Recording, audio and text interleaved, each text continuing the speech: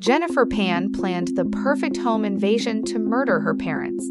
She hired 3 men for the job. Everything was going according to her plan.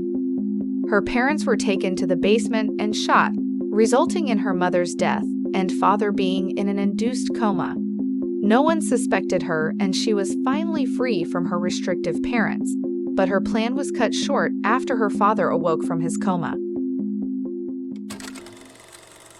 Jennifer Pan was born on June 17, 1986, Ontario. Her parents, Bic Pan and Han Pan, had fled Vietnam in 1979 and worked hard to provide their children with opportunities they never had. Both of Jennifer's parents worked at auto parts manufacturer Magna International. Han was keen for his children to be better off than him, and the couple worked hard for their money. The children were almost perfect. Felix Pan studied mechanical engineering at a prestigious university, and Han wanted him to design cars and not to assemble them like his parents. Jennifer's parents set goals for her and had extremely high expectations. Jennifer received piano lessons at the age of 4 and also lessons in figure skating, where she trained most days of the week. As far as her parents knew, their daughter was an Olympic-caliber figure skater, an award-winning pianist, and a straight-A student. Han wanted Jennifer to become a doctor, but he himself said that she did not have the stomach for it, and therefore he chose pharmacy as her career option. However, almost everything her parents knew about her was a lie. Jennifer wasn't anything close to the innocent, high-grade piano-playing daughter she pretended to be.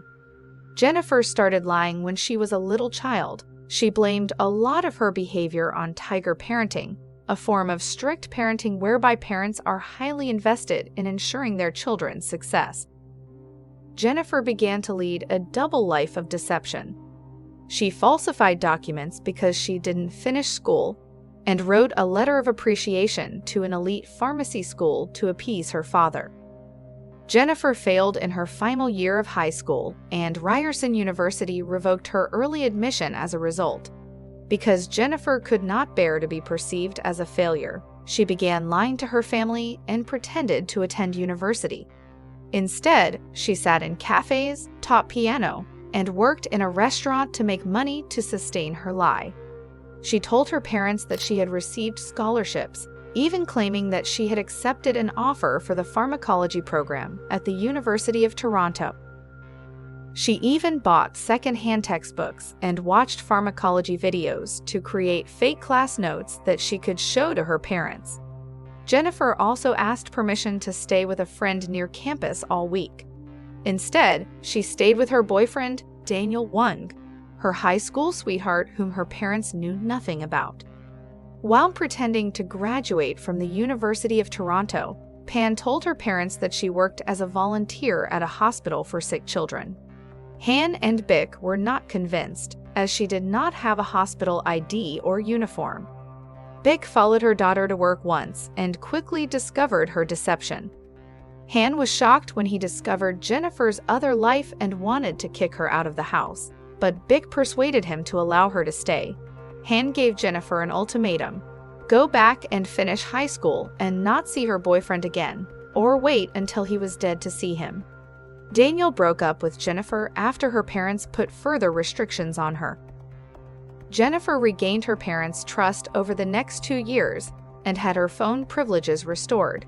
However, Daniel and Jennifer reconnected, and Daniel even provided her with a spare phone, which she used to ask him to help stage a robbery to kill her parents. Wang introduced her to an underworld friend named Lenford Crawford.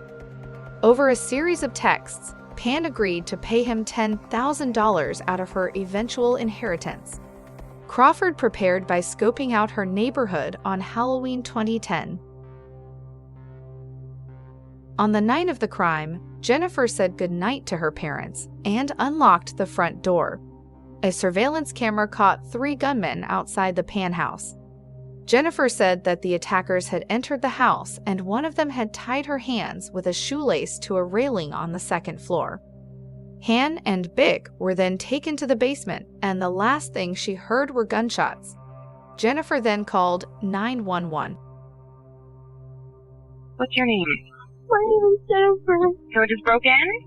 Someone broke in and I heard shots like pops. I don't know what's happening. I'm tied upstairs. Did it sound like gunshots? I don't know what gunshots sound like. I just heard a pop. I'm okay! My dad just went outside screaming. Do you think your mom is downstairs too? I don't hear her anymore. I don't know what's happening.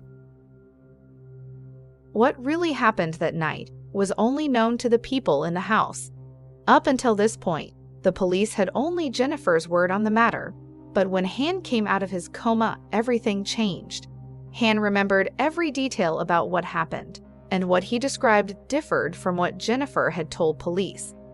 Han told police he saw his daughter whispering to one of the gunmen like a friend. When Detective William Goetz questioned Pan on November the 22nd, 2010, he told her he knew everything, and Pan cracked. Jennifer was arrested that same night, and Daniel and the hitman followed in spring of 2011. On December 13, 2014, Pan, Carty, Crawford, and Milviganum were found guilty of first-degree murder and attempted murder.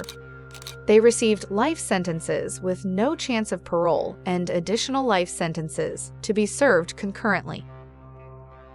Before Jennifer was taken to prison, her father addressed her saying, "I hope my daughter Jennifer thinks about what happened to her family and can become an honest person."